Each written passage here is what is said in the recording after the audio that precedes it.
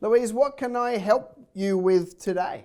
Okay, well, I'm very good at inventing products and packaging, but when it comes to sales, I have a lot of fear around that, and I sort of tend to put it off, and, but I desperately need to build up the sales so that the business is a success. So you're a product-based business. Why don't you have a shout out? Tell us your product and give us a web address on air so that if anybody sees it, they can go check you out. Thank you. Well, we make organic perfumes and some other body products, but the perfumes are amazing and they're our hero product. And the website is kissmybody.com.au. Very good.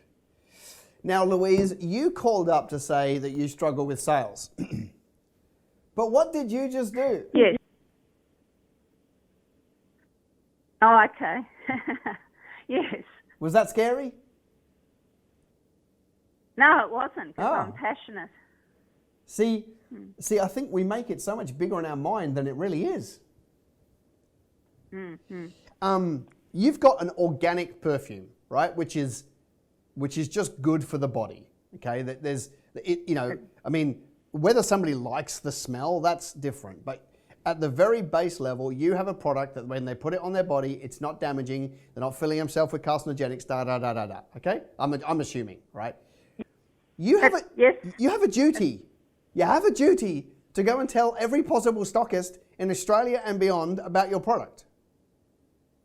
Let me put it to you this way. If you were a skincare doctor and you were walking down the beach on a Sunday afternoon and you saw a young girl who'd been sunbathing all day and you just happened to notice a spot that could potentially be a melanoma, what do you do in that moment? Do you walk on, who cares? Or do you stop and say something?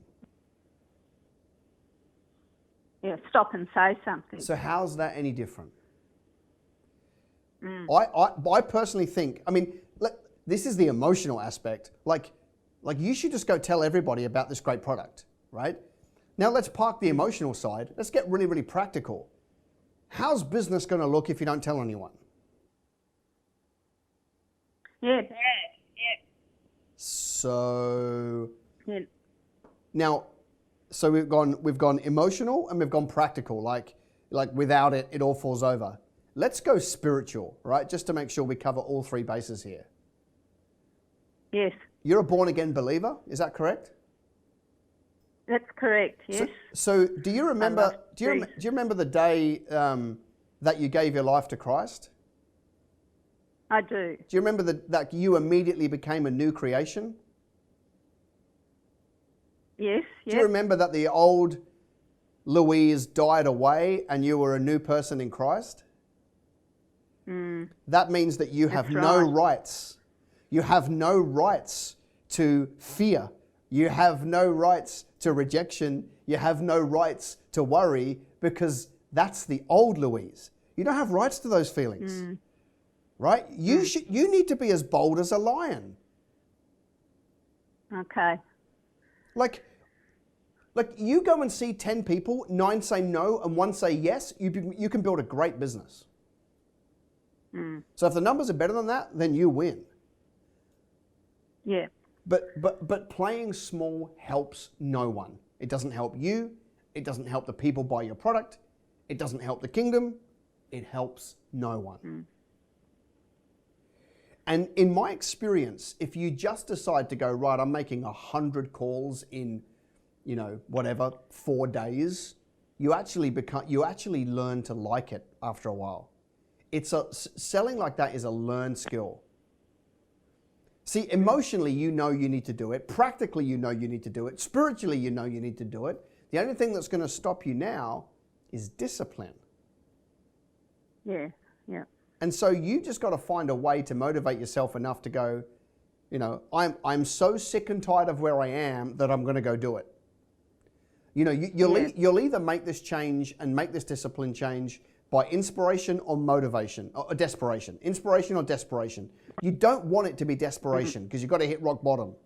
You want to just make a decision today. Bang, I am going to do 100 calls, whether they be phone calls, drop-ins, whatever you want to do. You've just got to make the decision to go and get it done. Once you start, the momentum will keep you going because you'll pick up customers. Okay. But the fear of rejection or the worry is like it's the biggest disaster because you're a royal priesthood. You're the daughter of the king of it all. Why the heck would you be worried about what one person might say to you? Yes. So true. So I want you to do something for me, Louise. All right? I want you to hang up from this call and jump straight on the phone to some stockists or whatever. Do some follow-up to some old people, like whoever you've been to see. Like you need to get momentum straight off this call, straight onto the next one, and start making those calls. Whether it's old customers, new customers, doesn't make any difference. I want you to not think about it. Hang up, ring somebody else, and start ringing people for the next 1 hour. Okay. Will you do that for me? I'll do that. You are dead sure. set awesome.